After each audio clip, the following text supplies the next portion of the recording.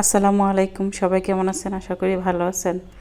সকালবেলা ঘুম থেকে উঠেই মুখটা ধুয়ে সাথে সাথে চলে আসলাম বাজারে কিছু মাছ কেনার জন্য। ঘুম থেকে উঠে রাস্তায় আসছিলাম।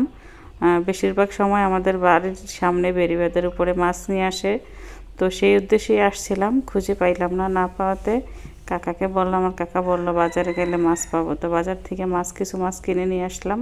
বিভিন্ন আইটেমের মাছ টাছ নিয়ে এসে এখন কাটাকাটি করতেছি। সকালবেলার গ্রামের মাছগুলো একটু ভালোই লাগে, দেশি মাছ। তারপরে আজকে হচ্ছে আমাদের এলাকায় মাহফিল। তো মাহফিলে এক একজনের আত্মীয় স্বজনেরা যার যার বাড়িতে আসে। তো এই জন্য আমাদের কাকা রান্না করতেছিল, কাকার ঘরে, আর আমাদের ঘরে আমার আপু রান্না করতেছিল। মাহফিল আসলে মনে হয় যে একটা উৎসব হয়, এরকম বিভিন্ন বাড়িতে।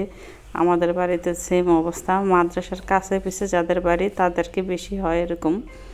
তো রান্না বান্না করতেছে, আমাদের ঘরেও বিরিয়ানি রান্না করতেছে, কাকারও রান্না করতেছে। তো ভালোই লাগে এক এক ঘরের ভিতরে রান্না বান্নার আয়োজন দেখে। তো আমি একটু ভিডিও নিয়ে নিলাম। তো রান্না বান্না হয়ে গেছে, এখন খাওয়ার পালা।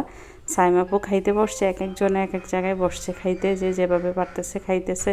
খাওয়া দাওয়া শেষ করে এখন আমরা একটু ঘুরতে বেরিয়েছি। এটা হচ্ছে আমাদের বাড়ির পাশেই একটা জমিতে সর্ষে ক্ষেত আছে। তো এখানে আসছিলাম একটু ছবি তোলার জন্য, ঘোরার জন্য। এসে এখানে কানামাছি খেলতেছি, ছোটোবেলার সেই স্মৃতিগুলা এখনও মনে পড়ে মাঝে মাঝে। তো অনেকজন একসাথে হয়েছি, তো তাই এই জন্য আমরা এই খেলাটা খেলতেছিলাম। ভালোই লাগতেছিল, যে যেভাবে পারছে দুষ্টামি করছি, মজা করছি। তো এই তো আমাদের সেই স্মৃতিগুলো আমরা নিয়ে একসাথে ছিলাম।